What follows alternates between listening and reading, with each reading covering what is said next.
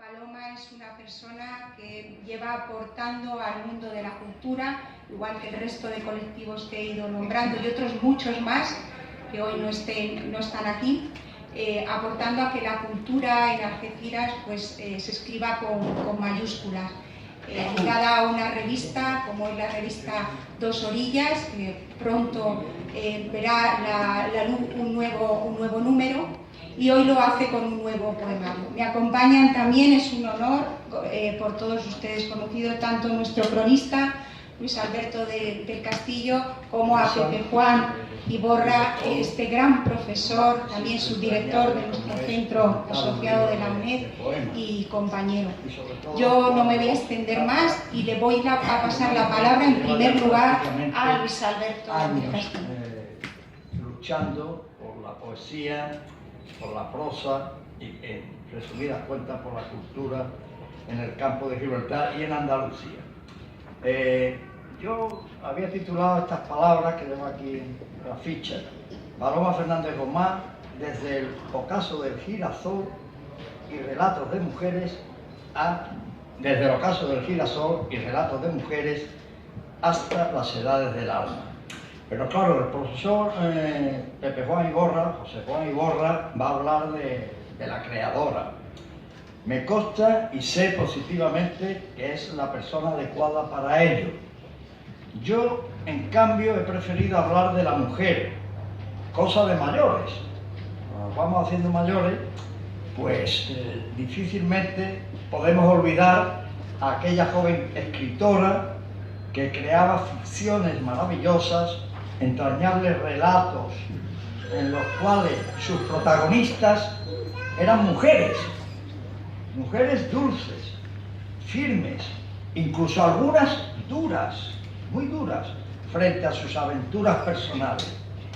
Mujeres, como se dice hoy, empoderadas, palabra que a fines de los 80, inicio de los 90, ni Domingo F. Failde ni yo la habíamos oído nunca. Entonces traté a Paloma siempre atenta a las escasísimas orientaciones que tanto Domingo como yo formulábamos. Sus relatos veían la luz en La Isla, que era una página, un semanario que publicaba el diario Europa Sur en aquella fecha. De eso ya quizá haya que hablar en otro momento, de lo que significó La Isla y lo que significó pues, la dirección y la ejecución de ese semanario, de esas 4 hojillas. Después 4 pasaron, primero eran 2, después pasaron a 4 y después finalmente a 3, hasta que acabó de forma incomprensible desapareciendo. Bien, Paloma, entonces, al igual que ahora, parecía ser una mujer frágil, súper educada. Puedo garantizaros a todos que jamás le he oído un comentario malévolo hacia nadie. Nunca la he visto enfadada. Son años ya, ¿eh? No vamos a decir los años porque tampoco. Bueno, desde finales de los 80, de esta manera ya llevo a una edad de que no valen las presunciones. Andando el tiempo, ante una experiencia vital durísima, Paloma me demostró que era fuerte, entera como el acero más conseguido en la mejor de las acererías. Desde entonces, esa que la veía yo menudo también, yo también soy menudo, y frágil también, ¿por qué no? La veía ya, pero yo sabía en el fondo de mi alma que de fragilidad ni mi hijita, no hay tal fragilidad. Y es que detrás de Paloma, de la Paloma emprendedora de las 3 orillas, a luego, como diría mi amigo el Castizo, a luego 2 orillas, pues siempre estuvo Paco. Paco siempre estuvo ahí. Y es que tras toda creadora o creador existe una persona amada y amorosa, y una familia paciente. No en vano dediqué un poemario que obtuvo el primer premio de poesía Valdivia y Cabrera, se lo dediqué a mi hijo, a mis hijos, que tenían la santa paciencia de oírme y de aguantarme. Pues esa persona es soporte de la obra, y las más de las veces, también en ese segundo plano que voluntariamente ellos han escogido, pues soporta los singulares estados de ánimo que toda creación comporta. Aquí muchos de los que estamos somos creadores, sabemos los chinchosos, los chinchosas, los puñeteros que nos portamos a veces. O sea que los que nos aguantan, santos varones y santas varonas. Paloma siempre abrió sus proyectos literarios a los demás. Y hoy mi emoción es enorme, Paloma, y lo es porque recuerdo una tarde similar, hace 13 años, en el Instituto de Estudios Campos Libertareños, en la sede de la Mancomunidad, cuando presenté Tus Lucernas para Jericó, que siempre me había liado con el título, casi me lié en la presentación.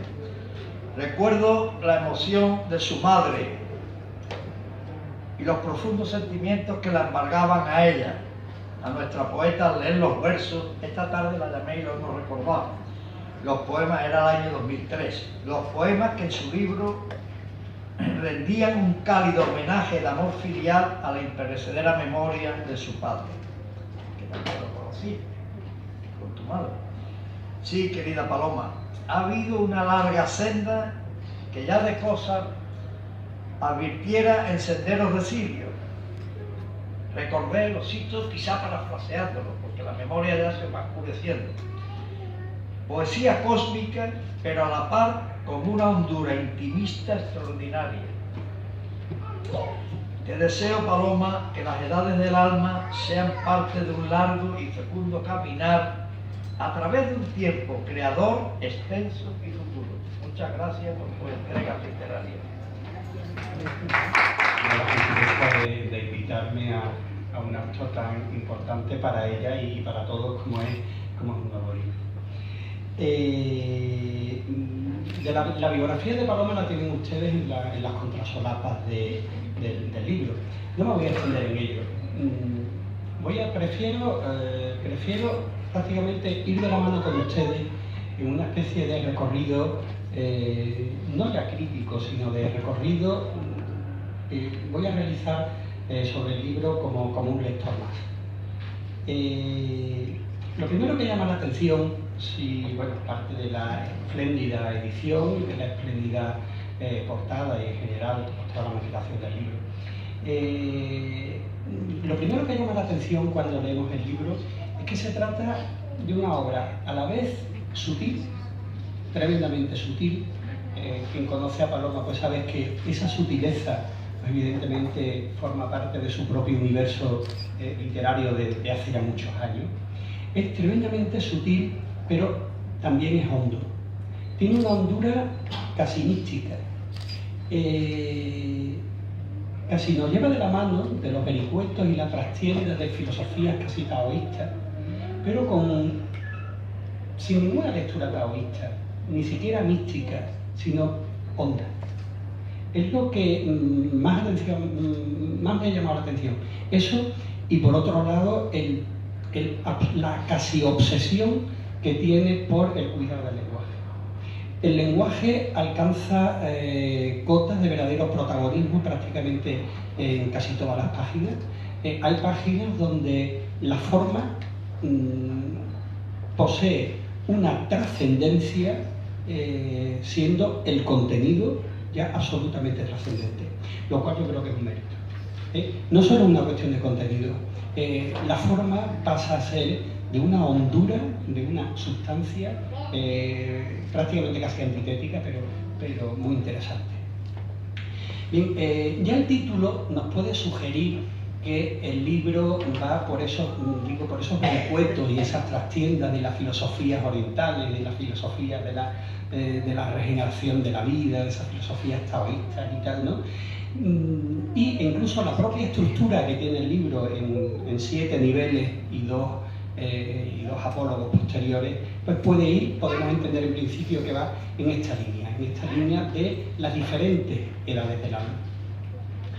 El primer nivel que podemos ver en el libro, que lleva por título el primer nivel que aparece como tal, sin más, ese primer nivel yo lo resumiría con el concepto de la fecundación, el inicio de todo.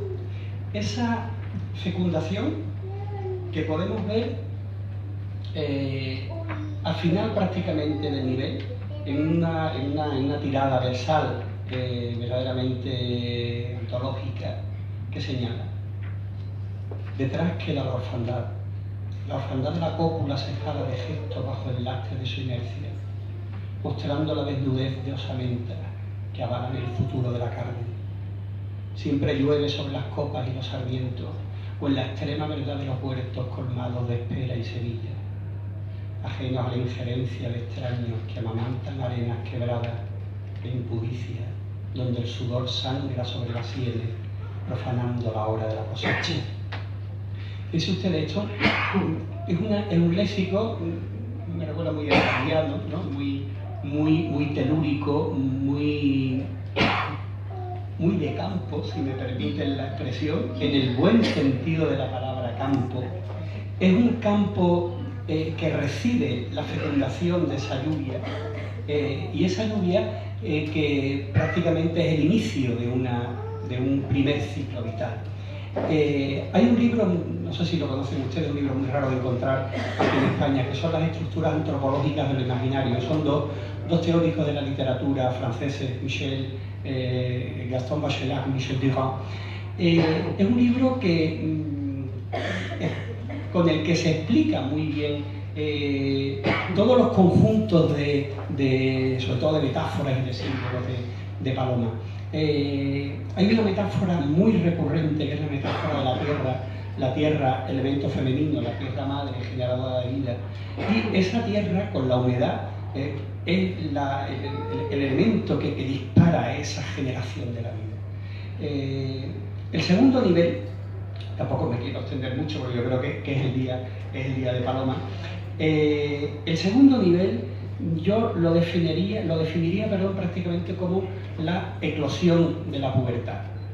Esa eclosión de la pubertad, que en la página 15 lo tenemos ya como un musgo reverdecido vistiendo los cedros, y el cantar de los cantares en los labios reanudarán la extensión de todos los límites. Es la planicie del mar espuma, vomitada por Poseidón, o una extensa magnitud aferrada a un posible destierro en busca de la pubertad que esgrime la posible concepción, como logro inequívoco de su existencia. Hoy hemos empezado por una vida apenas presentida, una vida apenas fecundada, y aquí vamos ya a una vida iniciada, a unos primeros estadios de vida. Luego veremos que con unas lecturas le he dicho ya que míticas, simbólicas, en muchos casos la referencia pues, al cantar de los cantares, los cedros de Fray Luis de León. Aquí hay todo un pozo literario clásico de literatura que es verdaderamente interesante. El tercer nivel de los 7, esos elementos mágicos de 7, en el tercer nivel ya Paloma casi estaba rondando una ansia de plenitud. Estamos todavía en el tercer escalón de esas edades del alma. Pues ya en ese tercer nivel Paloma ansía poseer la totalidad. Ya madura, la cosecha buscará el límite de su voz intacta, iniciando una nueva singladura que invade los espacios de este a oeste, hasta calmar su deseo bajo la sombra de algún ciprés, llegando a ceñir su singladura al amparo de un cielo casi oculto. El cielo está casi oculto, pero ya hay una cosecha madura. Veremos que una de las características de Paloma serán unos continuos juegos de antítesis, pero detrás de todas estas antítesis ya se ansía la posesión de esa totalidad. En el cuarto nivel, yo intuyo también una necesidad de algo que vamos a ver que se va a ir repitiendo de forma recurrente a lo largo del libro, que es la necesidad de trascendencia. Se ansía algo de lo que hoy el mundo carece y se siente tan huérfano, esa trascendencia vital. Fíjense, un suma y sigue que explora conocimiento, piensa y razona sobre la trascendencia de la vida, ¿qué habrá después de la carne inerte, de la materia destruida por la intemperie? ¿Dónde podremos encontrar la razón de la ausencia? Todavía todo está lleno de preguntas, una serie de preguntas retóricas. Todavía hay muchas cosas que no están claras, pero se intuye esa necesidad de trascender, esa ansia de trascender, que yo creo que es el hilo conductor de todo el libro. Esas edades de alma es la búsqueda de esa permanencia, de esa totalidad, de esa plenitud ansiada desde el principio, que se tiene y no se tiene, se ansía y se desea. En el quinto nivel se observa un elemento que está dentro de la propia filosofía de estas edades de la vida, pero también creo que lo que hace Paloma es hacer suyo una teoría filosófico-místico-religiosa, si me permiten ustedes esa conjunción de adjetivos, como es la regeneración constante. Esa regeneración constante, esos ciclos vitales, que realmente detrás de toda esa generación no hay sino un peculiar triunfo sobre la muerte. No existe una muerte definitiva. Toda muerte lleva implícita una regeneración.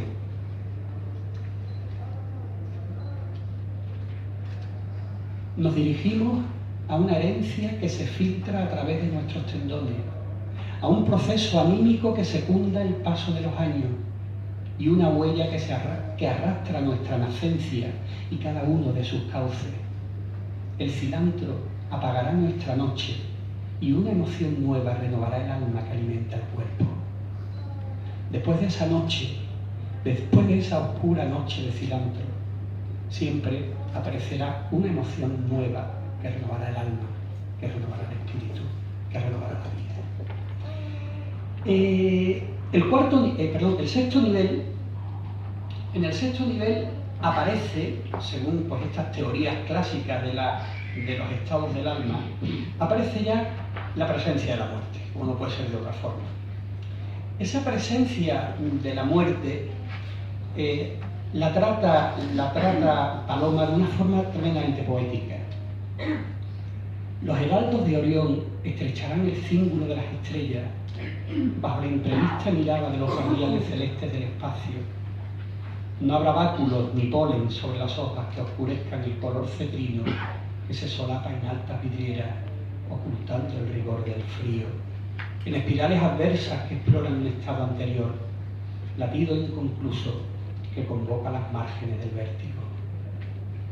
Fíjense, no habrá báculos ni polen sobre las hojas. Aparentemente, esa muerte que no va a llevar una hipotética regeneración, pero luego vendrá. El séptimo nivel, en él alcanza la obra un clímax tremendamente marcado. Porque verán ustedes cuando lean el libro, que aunque está muy estructurado en estos 7 niveles y los dos apólogos posteriores, yo veo en el libro una composición casi musical, una composición de totalidad, formando un todo que se va tensando en determinados momentos.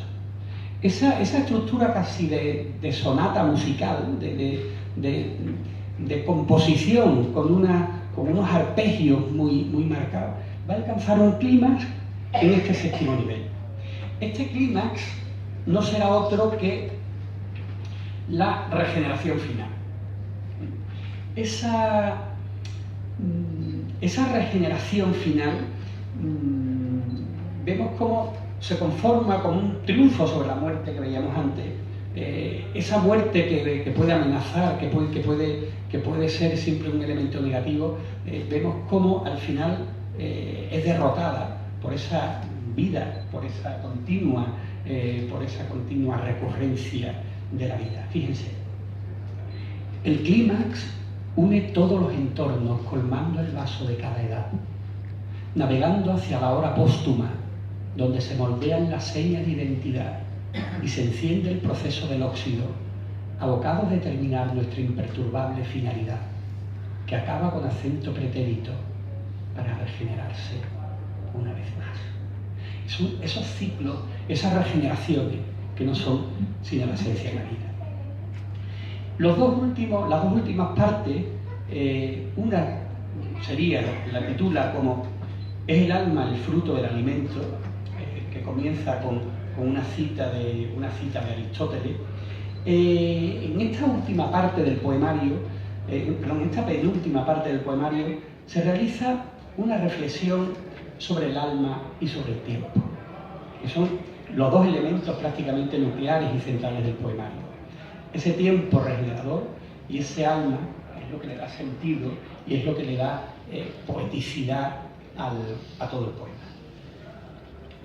Una larga secuencia, una estela invernal que se queda anclada en el núcleo del alma, derivará en frutos distintos, voces dispares, sujetos diversos que se incardinan en el peso astral del alma. Ese alma como algo recurrente, trascendente, telúrico, casi universal, va tomando alas, va saliendo de esa progresión climática. Es una elevación espiritual de ese alma que triunfa sobre todo. Y ya el último poema, el último texto,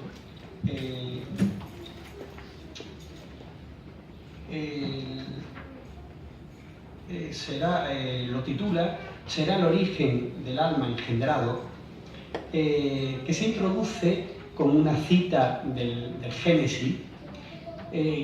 Hasta la cita, cuando un autor escribe algo, yo creo que se preocupa absolutamente por todo. O sea, hasta una cita está porque tiene que estar. Fíjense ustedes que el último poema, el poema que cierra el libro, se encabeza con una cita del Génesis. El primero de todos los libros. El que empieza con esa frase tan hermosa y tan literaria como es "In principium erat verbum". Creo que no se ha escrito nada mejor que defina lo que es la literatura. Lo primero fue la palabra. Sin palabra, ¿qué hacemos aquí? Estamos por eso, por la palabra. Bien, en esta última parte del poemario se realiza una verdadera metáfora de la vida. Esa metáfora de la vida aparece casi al final. Asidos a nuestras manos nacemos hasta llegar cada uno a su centro. Y después depositar figuras y cuentas en el vaso que hemos de colmar hasta saciar nuestra espera, mostrando así el techo de la incertidumbre que duerme plegada al costado desde que somos concebidos por un rito imperecedero que se traslada desde las piernas al centro del vientre, acostumbrado a yacer entre camas y praderas o en ese limbo absoluto al que llamamos vida. Bien, le he hecho una especie de repaso, sobre el poemario, y ahora pues tampoco sin extenderme mucho, pues ver cuáles son los temas que toca Paloma. Pues en primer lugar, el tiempo. El tiempo es una obsesión que vemos en este libro, que está desde el propio título. En esas edades del alma, la edad no es otra cosa que ese paso del tiempo. Pero lo interesante es que en este libro el tiempo se contempla desde la perspectiva del poder que posee el alma para traspasar este tiempo, para triunfar sobre ese tiempo. El tiempo queda en manos del alma, que no es otra cosa sino el alma creadora del poeta, sin más. La poesía, la literatura, la palabra, es la que nos hace vencer el tiempo. Por otro lado, ya hemos visto que otro de los temas es la regeneración, esa necesidad de creer en una regeneración que es el triunfo constante de la vida. También una serie de símbolos que son claramente telúricos. Vemos que hay pocos guiños a la cotidianidad. Son palabras relativamente normales, pero combinadas de forma extraordinaria. Es lo que Jacobson señalaba, ese principio de extrañamiento literario, que era seleccionar palabras y combinarlas de forma original. Aquí Paloma lo realiza de forma magistral. Vemos también, otro de los temas son esos guiños, vamos a llamarles religiosos y místicos, no solo a la Biblia, que ya hemos visto que está aquí presente, sino a una multiculturalidad a la que ya ella nos tiene tan acostumbrados. Por ejemplo, hay un verso precioso, que voy ya rápido, donde se refiere a las ánforas de garum y llamas en pebetero precedieron a los contornos de henna en los ojos que reflejó el espejo. Esa mezcla del garum, de los pebeteros, de la henna, del Corán, de la Cábala, de la mística, de la Biblia, todos ellos libros que se concibieron simplemente para hacernos mejores. Y para eso yo creo que lo entiende perfectamente bien Paloma. ¿Qué podemos ver detrás de esta tendencia hacia ese, vamos a llamar, mire, yo estuve hablando con Luis antes de esto y vimos ese misticismo que hay en el libro. Yo veo detrás de este misticismo no veo sino un alejamiento del materialismo a todos los que nos rodean. O sea, en un mundo donde, en fin, todo lo cuenta, pues, en fin, el IPC, la subida de todos los impuestos, de todas las previsiones económicas, del valor que todos le damos a lo material, yo creo que Paloma se refugia en ese, o se proyecta en ese universo mítico por simplemente, en un último extremo, no ya como huida, sino como un reencontrar en ese universo mítico lo mejor del ser humano, por encima de esos componentes materiales. Hace continuos guiños también a la mitología, esa mitología que no es solo la mitología clásica, griega, latina, sino una mitología oriental, una mitología cristiana. Y detrás de esa mitología también podemos entender que hay todo un procedimiento, un viaje, un peculiar viaje hacia la introspección. Todos esos mitos no son sino el propio universo literario de Paloma que recrea ese mundo. Y por encima de todo, y ya con esto acabo, por encima de todo lo que hay es un léxico absoluta y tremendamente cuidado. Ese principio de extrañamiento que les hablé hace un momento con adjetivos absolutamente imposibles, combinaciones como esos pastos de ciclamen que a mí me dejó verdaderamente fascinado, ¿no? Porque ya no solo la combinación del pasto de ciclamen, sino la imaginación, o sea, cómo se imagina uno, cómo debe ser ese pasto de ciclamen. Esa es creación artística. Ahí es donde está la esencia de la creación artística y no en otra cosa. Y luego una serie de antítesis que vamos a ver, por aparte de símbolos, mitos y tal, una serie de antítesis que continuamente va a ir poblando todo el poemario. Antítesis, simplemente ya acentos pretéritos, jamás culminados, esperan su momento, aguardan la paz de los instantes por vivir, frente a tanto oleaje que sucumbe a nuestro alrededor. En el espejo se refleja la imagen casi perfecta donde se citan el humus y su controvertida catarsis. Ese humus es la tierra en descomposición, que es el elemento antitético a partir del cual se genera la vida. Y es que, ya con esto acabo, detrás de la antítesis, ya lo señalaba Góngora, ya lo señalaba también Miguel Hernández, ya lo señalaba Gerardo Diego, ya lo señalaba José Luis Cano. Detrás de la antítesis no hay sino simplemente ese afán de totalidad.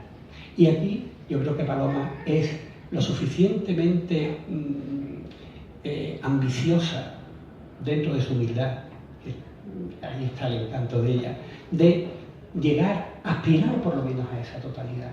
Esa totalidad, hija de la regeneración, esa totalidad, hija de la muerte que da vida, esa totalidad que ella intenta lograr con palabras. Y en este libro tienen ustedes un espléndido monumento a la totalidad hecha palabras. Muchas gracias. Y grandes escritores y personas a las que aprecio mucho, como son Luis Alberto del Castillo y Pepe Juan Iborra. Encantada de haber escuchado vuestras palabras. La de Luis Alberto, empiezo por él porque ha tocado la vena más sensible, la personal, ¿no? Y ha hecho un recorrido por mi historia, digamos, desde que estoy en Algeciras, no, desde que nací en Algeciras. Yo soy algecireña y él lo sabe. Y, en fin, y ha recordado momentos difíciles que te van formando, hasta cierta medida. Yo pienso que también el dolor y los momentos difíciles te enriquecen. Hay que también tomar eso de positivo, ¿no? Que te van haciendo cada vez más fuerte y vas encontrando respuesta. En fin, ha hecho un magnífico recorrido Luis Alberto, y también ha citado a otra persona, un gran poeta que vivió también en Algeciras, como Domingo Faide, que efectivamente que también vivió muy de cerca mi obra. Y luego me queda decir la magnífica exposición que ha hecho Pepe Juan Iborra. Ha hecho una, dilatada, precisa, ha tocado todos los puntos, le quedo muy agradecida. Y a lo demás quiero decir que comparto, porque ha calado mucho mi pensamiento, que eso es importante, que ha llegado hasta el fondo de lo que yo pienso o pensaba para poder llegar a escribir este libro, que efectivamente, cuando él ha dicho que toca varios palos, es el misticismo, filosofía, religión, y es verdad que lo conjugan, no buscándolo, sino porque yo pienso que la realidad del hombre va más allá de la materia, y ese alma, esa realidad espiritual nuestra, está combinada con estos matices que ha dicho Pepe Juan. La filosofía, nos vamos a las filosofías de los clásicos, incluso al taoísmo, al sindoísmo, al budismo, y luego también la parte cristiana, que hay que pensar también que desde Aristóteles y Platón, nosotros tenemos una filosofía muy profunda, muy llena de reminiscencias arcaicas, y entonces eso hay que sustraerlo, hay que llegar a ello, y forman parte de nuestra existencia, porque parece mentira que no, nosotros ahora nos hemos llegado a la luna, avanzamos tantísimo en las técnicas de los ordenadores, de internet, de todo, pero sin embargo grandes pensadores que han sido los padres de nuestra cultura han vivido muchos años atrás y han tocado todas estas teclas, muchas de las que nosotros ahora nos sustentamos. Pepe Juan ha sabido también calar ahí, ¿no? Llegar al fondo, y efectivamente se lo agradezco. Luego, en fin, ha hecho una exposición magnífica, como es profesor y entendido, y en fin. Y los dos habéis estado estupendos, tanto Pepe Juan como Luis Alberto, y os lo agradezco de corazón, vuestro interés, vuestra lectura, vuestro tiempo que habéis dedicado. Yo me gustaría leer, Pepe Juan ha leído muchos de los versos, luego también hay que decir que acompañarán también en la presentación el Ateneo José Román, que dirige Juan Emilio Ríos, y estará también Carmen Sánchez Melgar, estará nuestra amiga Nuria, y también estará Marilén. O sea que lo agradezco mucho, porque ellos también pondrán voz a los versos. A mí, ¿qué me cabe decir? Yo creo que me queda muy poco que decir. Aparte del agradecimiento a todos los presentes por acompañarnos, a mí me gustaría recabar el poema en el poema último. Es muy largo y no se lo voy a leer entero, pero como decía Iborra, efectivamente, el Génesis, que es la cita del Génesis que cierra el libro, cierra un libro, y el Génesis es el libro del principio. Hay esa combinación, esa antítesis, ese principio y fin al que estamos abocados todos. Y dice: será el origen del alma engendrado en un soplo de máxima abstracción que posibilita el goce eterno o un tormento sin límite. ¿Qué guarda nuestra nacencia primera? Esa absoluta, eminente y última energía depositada en la carne, que fluye de forma constante a través del tiempo, siendo parte de sí misma. Una voz emergente que se hace partícipe de nuestros momentos y se lamenta o ríe con nosotros. Un fragmento indivisible del universo que se transmuta y cambia dependiendo de nuestras obras y actuaciones efímeras. Libre la mente, transmite los pulsos del firmamento en cada uno de sus pasos y aproximaciones, legitimando o dirimiendo sus actos. Somos un grano de mostaza en la tierra, capaz de llegar a tocar el cielo desde nuestro jardín. Las distancias desde el fecundo faro de los espacios. Solo él mantiene el pulso de las rocas ante la arena, en el roce del iris, si la mirada se hace raya en el agua o eco mantenido, hasta penetrar el limo de las horas con su pueril silencio. No habrá eclipse que nuble la imagen del mar en su inmensidad, emergiendo del abismo para alumbrar una senda de incógnitas desveladas que emana clarividencia, destiñendo los ocres en la antesala de la luz. ¿Marilén? Y se llama Variando Almendras. Herida de sol la tarde, contemplaría cómo al ir cayendo las almendras tapizaron el suelo de ocre verdecido. Ágil la vara fue instrumento de arcaica precisión, influjo tenaz que hubo de despertar el tiempo que parecía dormido en los dindeles de la guadaña. Luego llegó el sueño que reconcilia, deseo intacto de todos los momentos vividos, recordatorio en sepia que humedece vitrales y acomoda el ayer al momento. El momento fugaz e íntimo, fusionando las noches con el vuelo ocasional de hojas que el viento había depositado. Así el eco de la mañana fue sudario del último vareo, lluvia hecha almendras que lentamente sobrevino. Después, el sueño no interrumpido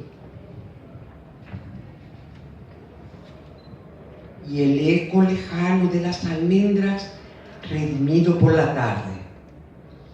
Las membranas fueron cubriendo los párpados, aquellos sépalos siempre húmedos que buscaban lunas sedientas en la noche, destellos de luz incrustada en los dindeles de la alcoba, que cayeron sobre la madrugada, cuando el alba avecinó su presencia junto al musgo que aún anidaba. Siempre el ayer se vuelve presente, envuelto en lluvia de abismos que traslada todo el sonido hacia un adiós único y remoto, tiñendo de violeta el estaño desvanecido, cuando hayas de variar tus últimas almendras. Muy largo, ya Pepe ha leído una parte. Voy a empezar por la última parte del poema. Todos los caudales fueron circundados y se llevó a cabo la sublime genuflexión de quien contempló el tiempo de las ásporas, inundando los rizomas de su descendencia. El alma sabe de la materia que la cubre y oculta su presencia de flor marchita, rehusando la fecha de su simiente, para ocupar otra besana e inundar otros campos, hasta proclamar un tiempo no previsto, en el que los oráculos permanezcan vacíos y la dama antigua descubra otra vida de pastos y palmeras que silenciada albergue los racimos del oasis y el regocijo del alma. Emancipar los sentidos con el anuncio de crótalos y reclamar la reivindicación de los epitafios saciará de luz la espera. El amanecer sobre la senda de los humedales conduce la voz del huerto hasta la ladera de las aves que oscilan en sus vuelos cuando el envés de las hojas exhibe su deterioro, porque avanzan los surcos abiertos en la tierra y el aire trae un olor diferente a menta y sándalo, donde se incuba el dolor de las alondras pasajeras de la noche que cantan la madrugada. Último himno del ángel anunciador, recita los tiempos de la arena. El alma revela la emotividad de su flama, hecha antorcha humeante, donde reinan los pedúnculos y un iris abierto, a todo tiempo perturbado por la raya inacabada de horizontes espesos que reclaman las heridas libadas por las abejas, o la lava enraizando en los surcos tras la erupción. Ha sido trazado un vasto imperio de oropeles, donde se consumen lentamente las edades del alma. Una simiente oculta que se regenera entre los jaramagos y encubre el olvido del ocio, que extiende sus alas y nutre viajes de ausencia. Un suma y sigue que explora conocimientos, piensa y razona sobre la trascendencia de la vida. ¿Qué habrá después de la carne inerte, de la materia destruida por la intemperie? ¿Dónde podremos encontrar la razón de la ausencia? Hojas caídas, flores sin aliento, una voz vacía que proclamó un tiempo, un hombre que perdió un autobús, una mujer desierta en una tarde de domingo. ¿Qué fue de quien permaneció a nuestro lado? El aroma de los sentidos gravita sobre nuestras cabezas como el graznido del cuervo, un presagio oscuro que se confunde con el camino, un pozo oculto en el patio en el que podemos caer en cualquier momento. Vivir es una senda indescifrable que siempre nos aguarda. Una nebulosa de luz y sombra que lo invade todo. En las horas de la diáspora merodea el cisma y mareas anteriores hunden el filtro de cualquier quimera. Sobreviven los nuevos conocimientos como carámbanos de agua que ilustran el pensamiento y sostienen la mente ocupada. Somos pasajeros del silencio, invitados de piedra que ingerimos mientras deambulamos con nuestra sombra rosada al costado. Ante cualquier quimera reaccionamos, pero sostenemos el uso paliativo de engullir todo cuanto nos rodea. Acumulamos dinero, emociones, bienes. Nos alejamos del proceso constructivo de nuestra propia alma. Aguardamos un milagro que nos saque de nuestro ensimismamiento. Somos y seremos guardianes imperfectos de nosotros mismos, hacia donde caminamos. Nos dirigimos a una herencia que se filtra a través de nuestros tendones, un proceso anímico que secunda el paso de los años y una huella que arrastra nuestra nacencia y cada uno de sus cauces. Un cilantro apagará nuestra noche y una emoción nueva renovará el alma que alimenta el cuerpo. Que posee especialmente la vida.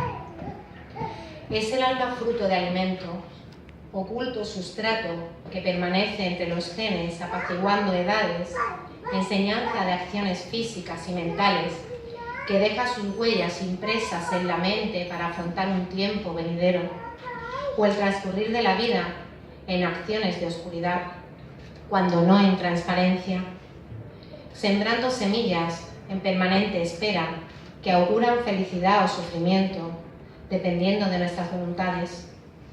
Un flujo continuo de mareas que se adentran en el viento fue dilucidando la fuerza extrema de los sentidos implantados en la acción causa-efecto, que mantiene viva tras la última meditación la secuencia del alma al despertar, conduciéndonos irremediablemente a la aventura postrera que camina de la mano de nuestro aferramiento a la vida y sus engaños. No existe el tiempo para la última verdad. Es solo un tránsito más en nuestro continuo devenir, en nuestro peregrinaje, muchas veces exhausto, en busca de la esencia última. Esa gota que colma la existencia, opaca golondrina que siempre emigra, buscando acciones puras como resultado de opiniones y experiencias en este mundo. Una larga secuencia, una estela invernal que se queda anclada en el núcleo del alma. Derivará en frutos de distintos, voces dispares, sujetos diversos que se incarnan en el peso astral del alma. Gracias.